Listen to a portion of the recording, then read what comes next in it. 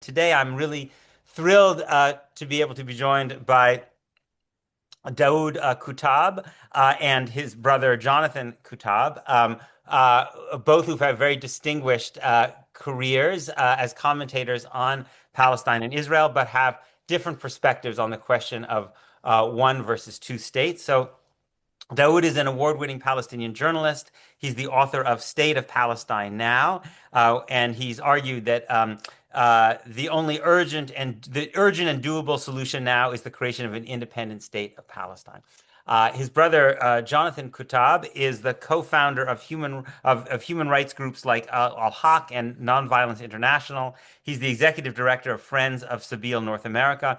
He also has a book on this subject. His is called Beyond the Two-State Solution. So, as you might suspect, he has a different perspective. He's written that two states is no longer feasible.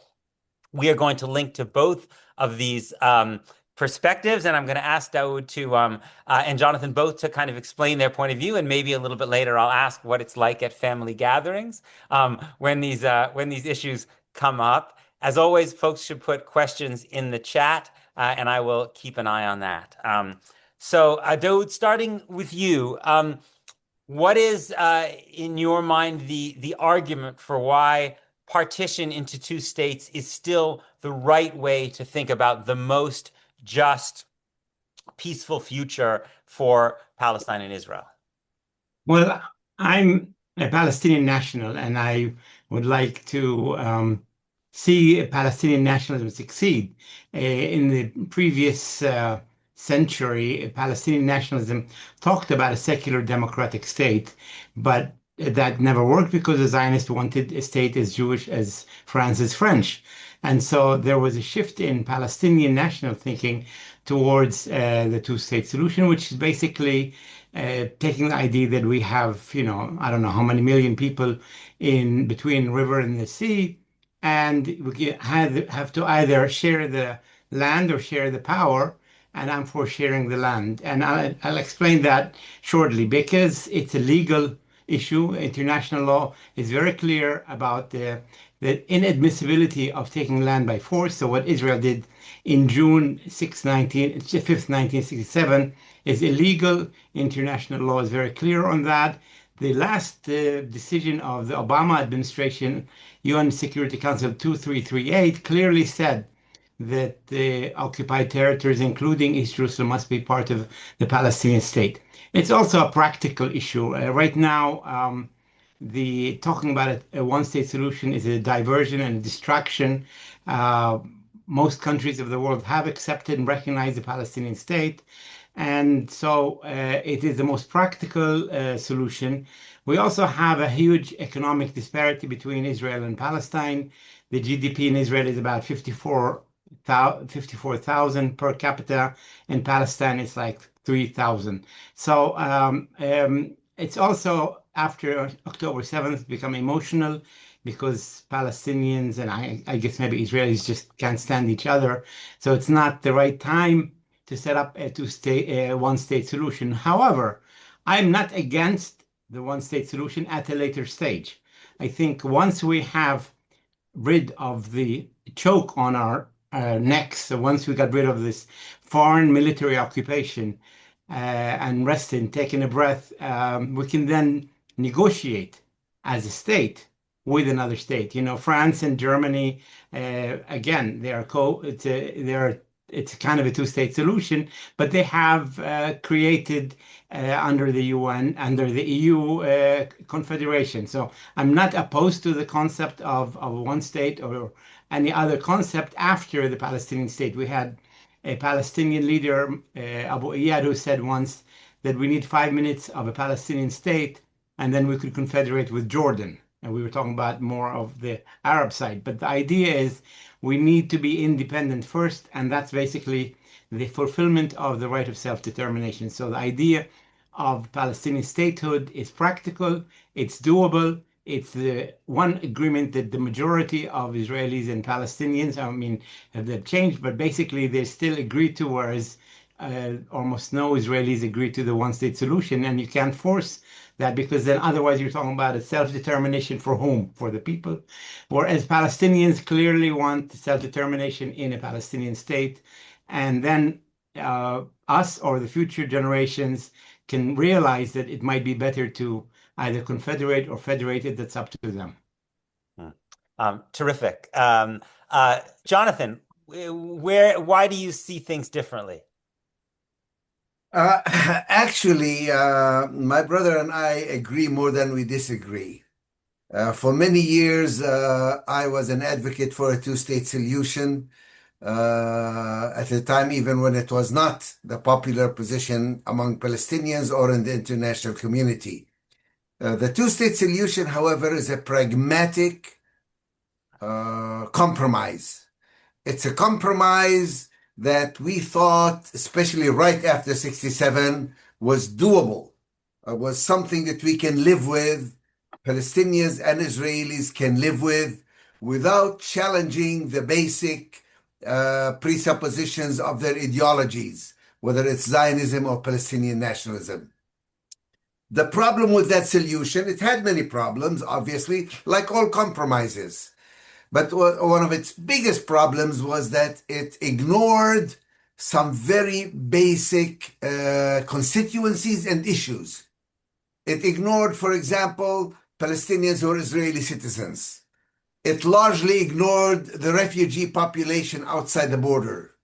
It ignored the settler population, the Jewish population who were settled in that small 22% of Palestine that was to be the Palestinian state. For this compromise to work, actually, the Israelis had to stop settlement activities, basically disband the settlements. Instead, the Zionist movement, the settler movement, the State of Israel has built up, increased the settlements to the point where they scramble the egg so much that it's hard to unscramble it. Now, even if you keep the major settlement blocks, you still have to uproot at least 100,000 out of the 700,000 Jewish settlers who have settled into that tiny West Bank. A new reality was created that made it impractical, impossible to carry out the two-state solution. I wish it could have been carried out right after 67. Now, when I became convinced that you can no longer have the two-state solution, you had to go back to the drawing boards. And when you go back to the drawing boards, you don't start with the compromise. You start with the initial position. Especially after October 7, we were forced to go back to the drawing boards. We were forced to deal with some basic issues that were basically pushed under the rug by the two-state solution. In fact, the two-state solution now, almost all experts agree, is not feasible anymore, is not likely to happen anymore. Instead, it has become an excuse, an alibi, not to deal with some basic issues about the nature of Zionism, the nature of a Jewish state, the nature of Palestinian nationalism, how it can be reconciled with 7 million non-Arabs who are living in Palestine. So you can no longer say Palestine Arabiya, Palestine is Arab, when half the people in it are not Arabs. Similarly, you can no longer claim Israel as a Jewish state when half the people living in it, 7 million, are not Jews. So you really had to go back to the drawing boards. You had to do some creative new thinking. And there are different formulae for reconciling or dealing with these two ideologies, Palestinian nationalism and Jewish Zionism, the idea of a Jewish state. Now, I think it is possible to reconcile the two of them. I think it is possible for people to live together in the same state. I think it is possible to have just about everything that Zionism or Palestinian nationalism promises you, except for exclusivity. You have to learn to live together and share all the land. Now, I agree with Dawood that it's very far-fetched to create this right now. The huge power imbalance that exists. In fact, it makes this whole discussion, if I may say so, almost a luxury. We are living in a situation where there's an ongoing genocide. We must, at a minimum, lift the siege of Gaza. Let people travel in and out freely. At a very basic minimum, you must do that. And those who continue to speak about the two-state solution and about the Palestinian state, at a minimum need to freeze and start rolling back some of the settlement activities which are, in fact, mushrooming all over. Right now in the West Bank, largely under the guise of the ongoing events in Gaza, the settlers are running amok. They're taking more and more land and building more and more, not even building settlements. They're having thugs, they're shepherding settlers are going around literally terrorizing the population and pushing people off of their lands in what little remains that could form the basis for a Palestinian state. So there are immediate tasks that need to be addressed right now, and there are fundamental ideological issues that need to be addressed. And the talk of a two-state solution is often used as an alibi. What would you believe? A former head of AIPAC once told me, when I asked him, what is your proposed solution? Before I finished my sentence, he said, two-state solution. For him, the two-state solution was a nice alibi to do nothing about the ongoing situation.